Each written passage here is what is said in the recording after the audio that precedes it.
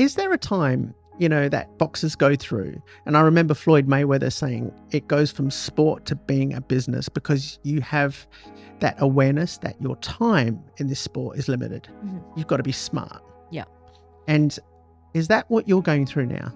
Oh, definitely. I'm definitely, when I first started, I was thinking about boxing and winning the world titles and all that kind of stuff, and I love the sport. I love doing it. I love training. I love, everything about it, the challenges that it has just to be the athlete, but Floyd Mayweather's a really smart businessman in what he's been able to achieve in the ring and create a business from that and be able to still capitalize today on what he has achieved in a very efficient way. Yeah, he does. But from the difference between Mike Tyson and those guys back in that day, I don't think the education was there about how to create that for themselves. No. And some of those champions also lost a lot of their money, which is really sad that, that happened and they had to rebuild themselves up in a completely different way or, be able to ricochet of what they have done in the ring. But I think now with all the social media aspects and everybody an influencer can be, a brand, and they can recognize that I could be a business just by what I possess and what I can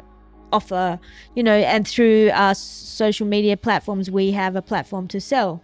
Do you know what I mean? It's important. So definitely, with Floyd, he had all the media, he had everything, and his accomplishments in boxing.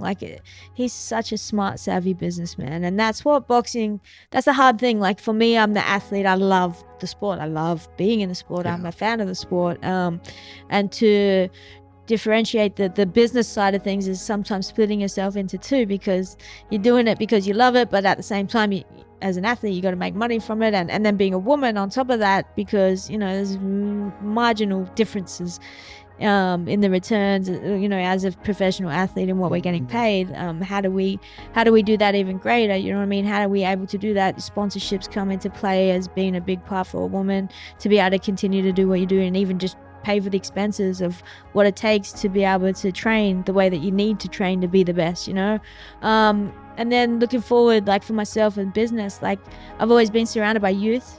I guess through skateboarding, I did a sport and rec traineeship, and then that had me doing clinics for youth. I spent a lot of time teaching skateboarding as well when I wasn't competing. Correct. Through that middle period, and just being a role model, I guess, for the youth. But now with the mental health side of things as well, I'm actually reaching corporates and older generations, and everybody can relate to that a bit because everybody's had moments in their lives where they've hit some challenging moments and challenging times, and it's all about how we can use different tools to overcome those or see things different or perceive our past in a different way that it wasn't actually the way we made it back then. So I think as a business, I'm really passionate about creating, my partner and I have MFKO, which is Mental Fitness Knockout, which is what I do the talking and engagements and clinics through that business. And we're, as I'm fighting, that's probably obviously the main focus for me at the moment, but I'm also starting to slowly just gradually build that presence up in that area as well, because that's where I want to move into when I'm done. I definitely want to still be